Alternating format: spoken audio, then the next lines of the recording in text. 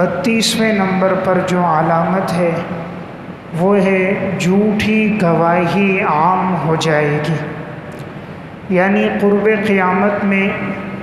لوگ جھوٹی گواہی کثرت کے ساتھ دیں گے،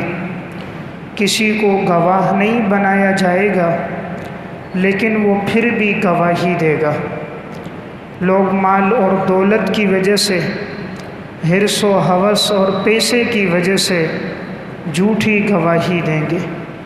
نبی اکرم صلی اللہ علیہ وسلم نے ارشاد فرمایا،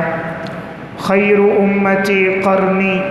ثم الذین یلونہم ثم الذین یلونہم، بہترین زمانہ میرا زمانہ ہے،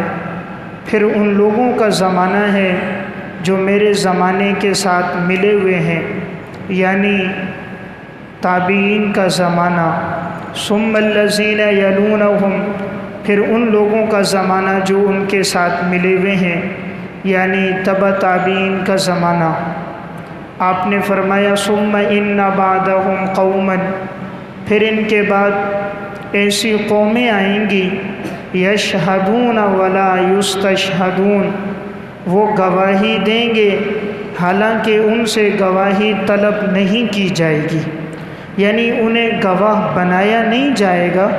لیکن پھر بھی وہ لوگ گواہی دیں گے۔ یہ اشارہ ہے جھوٹی گواہی کے عام ہونے کی طرف کہ قرب قیامت میں جھوٹی گواہی دینا عام ہو جائے گا۔ آج ہم دیکھ رہے ہیں ہمارے اس معاشرے میں بھی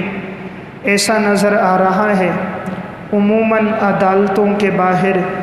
ایسے لوگ بھی مل جاتے ہیں جو جھوٹی گواہی دیتے ہیں، ایسے لوگ بھی مل جاتے ہیں جو اللہ کے نام کی جھوٹی قسمیں کھاتے ہیں۔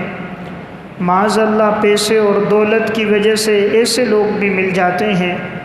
جو مسجد میں آ کر، ممبر کے قریب آ کر قرآن کریم پہ ہاتھ رکھ کر بھی جھوٹی قسم کھا لیتے ہیں۔ تو یہ قرب قیامت کی علامت ہے کہ دولت اور پیسے کی وجہ سے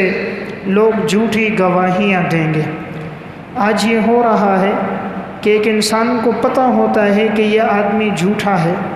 اور یہ بھی معلوم ہوتا ہے کہ میں جو گواہی دے رہا ہوں وہ جھوٹی دے رہا ہوں، لیکن دولت اور پیسے کی وجہ سے وہ اس بات پر آمادہ ہو جاتا ہے۔ تو گویا یہ قرب قیامت کی علامت ہے۔